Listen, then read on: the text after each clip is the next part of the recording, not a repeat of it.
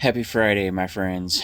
Well, I had about a half a day of work today, and I am just in excruciating pain. And I felt like being a little bit vulnerable with you guys because, a lot of times I come on and say how great everything is and how life is awesome and recovery's good. And uh, these kidney stones I've had now for a week and 2 days, and it's been really bad. I had a lot of things converge this month.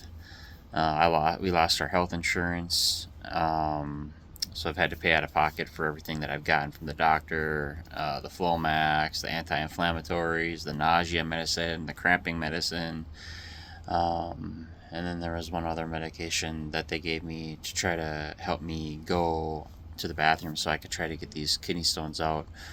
One kidney stone is 7.9 millimeters and the other is 8.9 millimeters. And if you think about that, a centimeter is 10 millimeters, so they're just under a centimeter. And my doctor said that those are really, really difficult to pass. And Thursday, I had a pretty good day. Like, I didn't have any pain Thursday, everything felt fine. But Thursday night, last night at about 3 a.m., it woke me up and it kept me up. It woke me up at about 2, and I was up till about 3:34, and I took some Advil PM. That's been kind of my saving grace to allow me to get a couple hours of sleep, but then I got to get up at 6:30 to go to work. So I want to let you guys know that challenges are going to happen in recovery. And, I'm kind of by myself in this. Me and my ex-wife aren't really together anymore, and although she's supportive and the kids are supportive, but everybody has their own lives. Everybody has their own things going on, and it's you're not the center of attention. And I start to get to feel down a little bit. I watched this documentary on Netflix called Andre is an Idiot, and it's about where this guy gets cancer and he ultimately ends up having to face it, and then he ends up dying. And it was like a 3-year journey where he came to terms with his own mortality. And it makes me think, like, in life, it's so precious, it's so short. I wish I was able to be out in the garden or out riding my bike or out walking or hiking or rock hounding or spending time with people that I enjoy to be around. But this pain has me so immobilized where I'm kind of feeling bad for myself. I'm like, why me type of thing.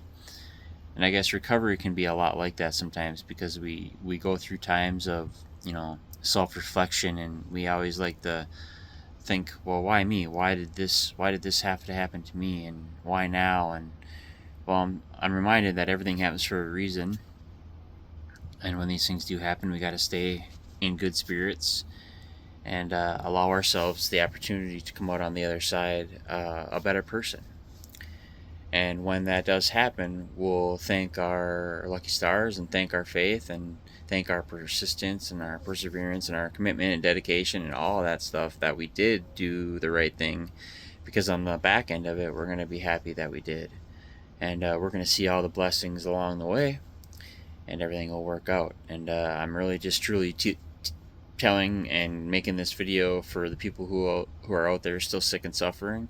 And maybe you're not suffering with an addiction. Maybe you're not suffering from alcohol. Maybe you're not suffering from drugs. Maybe you're just suffering from loneliness.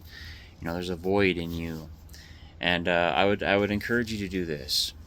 One thing that I've learned in my time with depression and anxiety and stuff like that is, it's good to get outside, pick a spot on the horizon that's far, far away, and focus on that spot and tell yourself that that spot is reachable, that you can get to that spot. It might not be this hour, it might not be in the next hour, it might not even be today. But at some point, you're going to take a walk to that spot on the horizon and you're going to be there. And that directly reflects how we are every day, is that we got to pick a spot. We got to have a goal in our mind. We can envision it. We can see it. Because what depression does is it lessens our vision. It constricts everything. It makes us feel so small and so, little. And the world is big. our dreams are big, our aspirations are big, everything is big. So we got to focus on the big. We got to focus on the good. The not too far ahead, but we got to look at the horizon and think, you know what, I'm gonna be there, and it might not be in this day, and it might not be in the next day or two, but we're gonna get there, and that's a goal, and it's good to have goals. So just like that map behind me, I have all the pins of where I've been in the last couple years riding my motorcycle, and I look at all the places as I lay in my bed. I look at all the places where I want to go and the pins that I want to put on, and I put stickers on there, places I've been and things I've collected, and I also have things to remind me that life is good. I have my heritage, my family crest. I have my Phi Theta Kappa, um, certificate. When I was in college, I got asked to be in that honor society. I have my graduation diploma from treatment, um, from 2011, when I went through outpatient treatment for 18 months. And those things, I look at it, and it tells me that I can do it. We can get through this. So, not really the common message that I like to make on this channel, but it is fruitful and it is helpful.